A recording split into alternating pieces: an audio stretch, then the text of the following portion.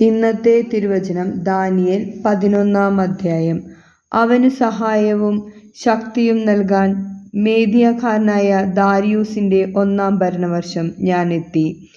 കർത്താവ് പറയുന്നു, ഈജിപ്തും സിറിയയും ഇപ്പോൾ ഞാൻ നിനക്കു സത്യം വെളിപ്പെടുത്തി തരും.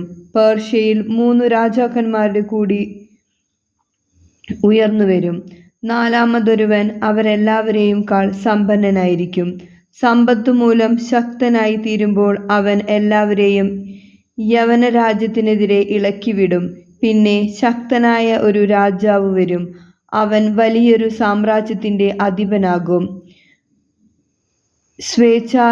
സ്വേച്ഛാനുസൃതം പ്രവർത്തിക്കുകയും ചെയ്യും. അവൻ ഉച്ചകോടിയിൽ എത്തുമ്പോൾ അവന്റെ സാമ്രാജ്യം തകർന്ന് ആകാശത്തിന്റെ 4 കാറ്റുകളിലും ലയിക്കും. അത് അവന്റെ സന്തതികൾക്കു ലഭിക്കുകയില്ല. അവന്റെ പ്രാബല്യം പിൻഗാമികൾക്ക് ഉണ്ടാവുകയില്ല. അവന്റെ സാമ്രാജ്യം പിഴുതെടുത്ത് അന്യർക്ക് നൽകപ്പെടും. അപ്പോൾ ദക്ഷിണദേശത്തെ രാജാവ് പ്രബലനാകും. എന്നാൽ അവന്റെ പ്രഭുക്കന്മാരിലൊരുവൻ അവനേക്കാൾ ശക്തനാകും. നമ്മുടെ കർത്താവായ യേശുവേ സ്തുതി.